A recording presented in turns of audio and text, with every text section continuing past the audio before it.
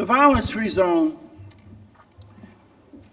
I learned about it, we developed it because in my native Philadelphia, Pennsylvania, used to be the youth gang capital of America.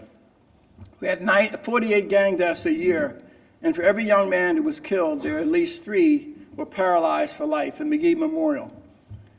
But again, a social entrepreneur in the early 70s, Sister Falaka Fatah, found out the oldest of her 6 sons was a gang member. So she invited him to bring his friends home. So he brought 15 members of his gang into this little row house. And they sat up all night talking. She says, I don't know anything about gangs, but I know something about family.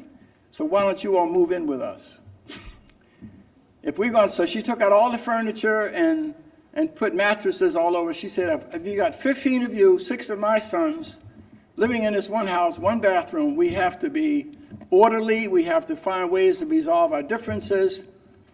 But as a result of that, when the word spread that there was a sanctuary, every day kids knocked on the door.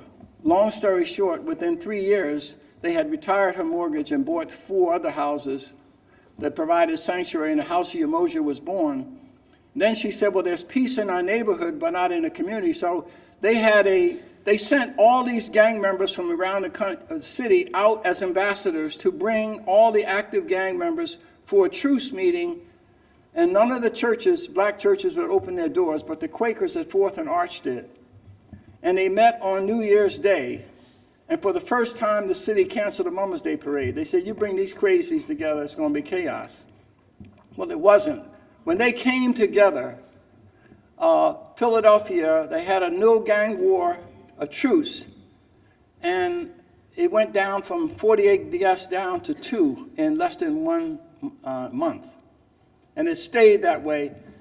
I followed Sister Fatah around for 3 years and captured everything that she did.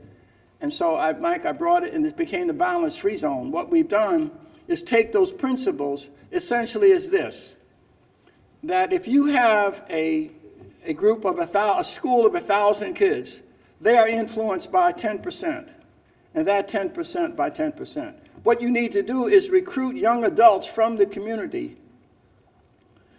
and then we train them, and then they act, and they're a little older than the young people, and we put them into schools as moral mentors and character coaches.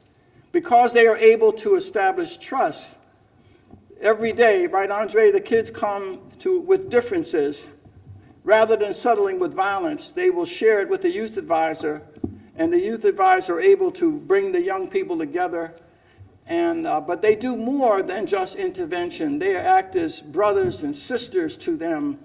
And as a result of just changing the 10%, you're able to affect the whole school. So the Violence-Free Zone program started with 1 school as volunteers, and now we're in 12 schools, Andre? 12 schools with over 70 young adults working full-time, and it is a model. We have taken Andre and Amelia to California. We bring people in from other cities because the violence-free zone has been evaluated by Baylor University over 5 years.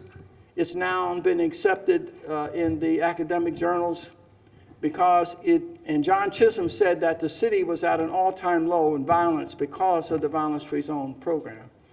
And so I think that what we're trying to do is find more private support for the program. And also, I'm meeting tomorrow with a group of business leaders in Washington who are going to help me to take this violence-free zone program and determine how we can grow it. If someone can take 5 stores and grow it to 500, we need to take some of the same business practices that grows a private business and apply it to the violence-free zone so it can become a national model. So this is what we're doing, Mike.